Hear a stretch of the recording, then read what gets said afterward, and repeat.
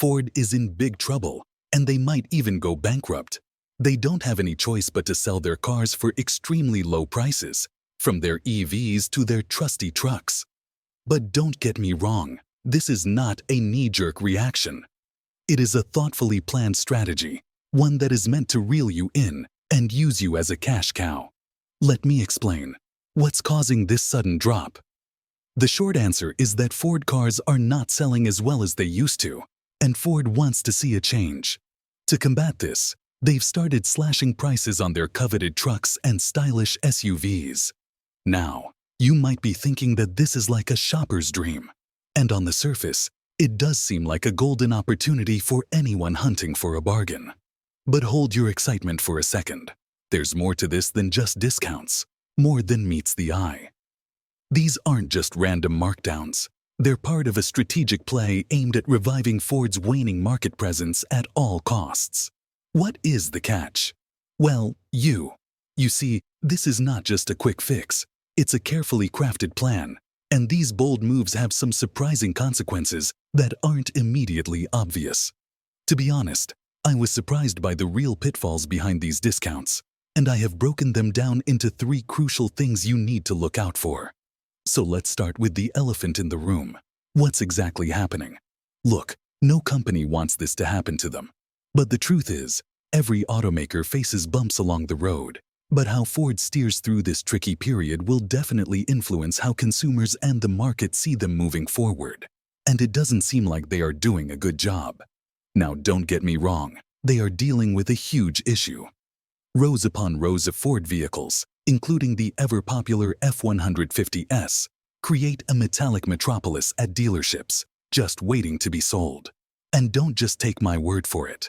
Look at the hundreds, maybe even thousands, of F-150S and F-150 Lightnings parked in a massive gridlock at Ford's massive Dearborn test track. And Ford's keeping a silent mouth about these curious backlogs. They vaguely state that these trucks are going through quality control tests. But isn't it a bit odd that these checks are happening now, rather than at the factory before these trucks even leave the production line? Considering Ford's track record with recalls, topping the recall charts for 3 years straight, this raises a red flag, doesn't it? Just think about it.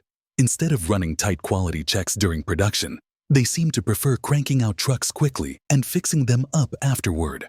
While this might help them meet high demand, it does leave a few question marks hanging over the reliability and thoroughness of their initial quality tests before these trucks hit the roads.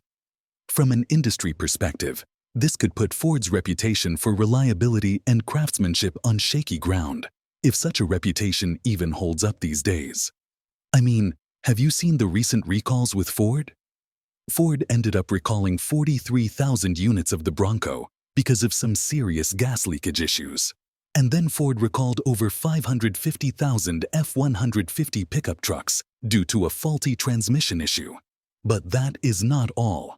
Ford has recalled over 125,000 vehicles, including the 2020, 2023 Ford Escape, Ford Maverick, and Lincoln Corsair, due to a risk of fire from engine failure. Can you imagine? Now, these are not small issues with simple fixes. Take the Bronco, for example. The main problem was faulty fuel injectors that have a knack for leaking. When gasoline escapes and encounters the scalding hot engine parts, it's like inviting a fire hazard to your ride. You don't need to be a car guru to grasp why that's a big deal. Now, you'd think Ford would tackle this with a solid, lasting fix, like replacing those problematic injectors, right? Nope, Ford's taken a different path.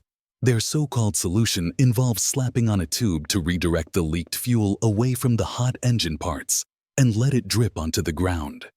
It might sound like a clever workaround, but let's be real.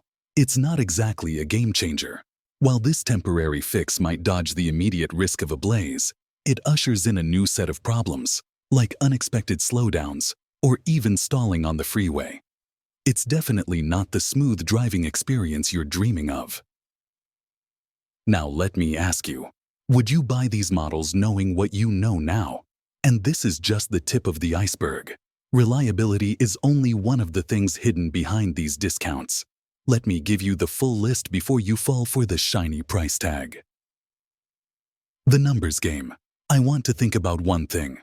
Where is the money for these discount prices coming from? Is Ford just letting losses happen and giving their customers a break from slashing their profits? Surely not, right? Who would do that, especially when their sales are dwindling? And the other crazy thing is that, on paper, it's not all dealerships, but there are certainly those who seem more interested in their commission checks than in delivering top-notch service. This has sparked some ethical debate. Are these sales tactics crossing the line? But why am I saying this? Let me break it down for you. What does all of this mean for you?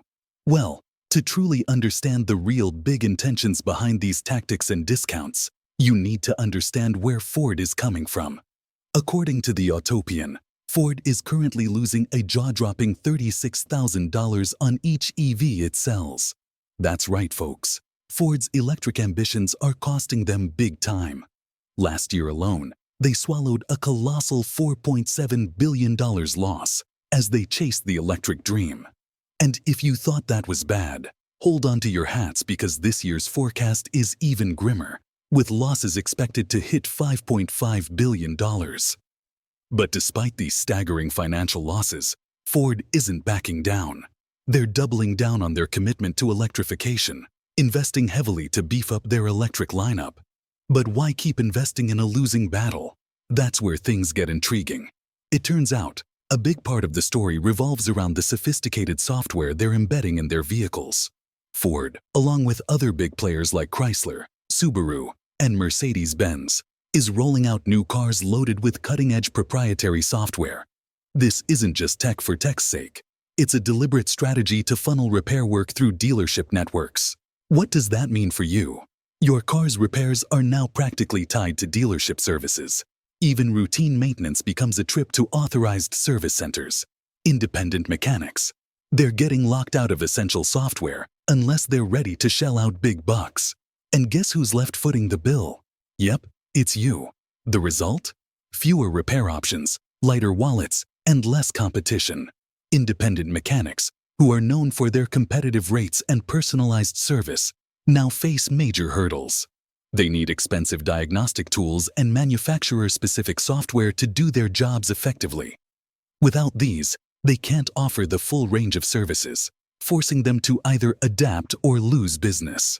This is how Ford will make up the money they lose on these discounts. And beyond the financial strain, they're also asserting dominance by monopolizing repair services and dictating pricing. Their vehicles, packed with intricate high-tech components, justify premium maintenance pricing.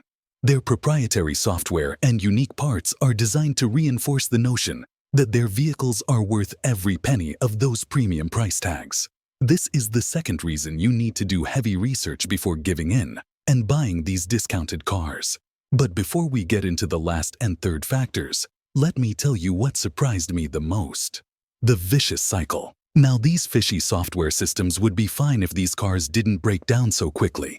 But we already talked about the reliability issues, and you know what this means. Every time your car breaks down, which is inevitable, Ford will be making a huge amount of money. This creates a vicious cycle. When buyers catch on to the quality dip, they might just ditch these cars altogether. And what happens next? The same cycle repeats.